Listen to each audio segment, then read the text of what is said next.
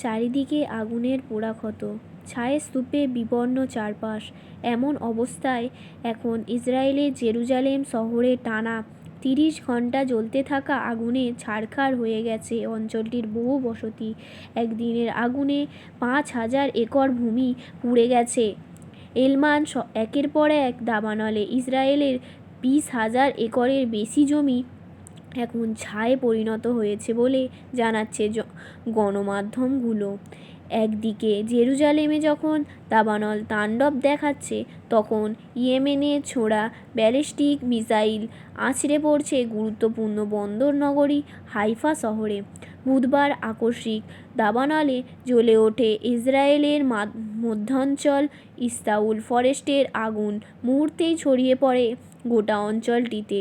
দাউ দাউ করে জ্বলা আগুনে নেভে সেলম, মেসিলাত চিয়নের মতো একের পর এক বসতি ধ্বংসস্তূপে পরিণত হতে থাকে। জ্বলতে থাকা গাড়ি বাড়ি ছেড়ে এক কাপড়ে রাস্তায় নেমে আসে ইসরায়েলিরা। কাজের জন্য হাহাকার শুরু হয় দেশটি।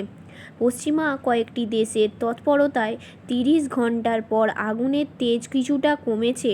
তবে শরৎকালের এই ভয়াবহ দাবানলে আর প্রাকৃতিক নির্মম প্রতিশোধে ইসরায়েল ধুঁকতে শুরু করেছে।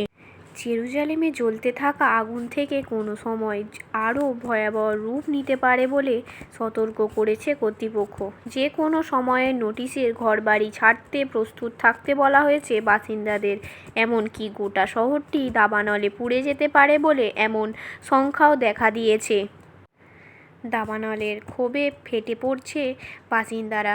তীব্র চাপে থাকা নেতানিয়াহুর দাবানলের প্রকৃত ক্ষয়ক্ষতির তথ্য প্রকাশ করছে না বলে অভিযোগ উঠেছে। দাবানল নিয়ে দিশেহারা ইসরায়েলকে আরও বড় ধাক্কা দিয়েছে ইয়েমেনের প্রতিরোধ দলটি।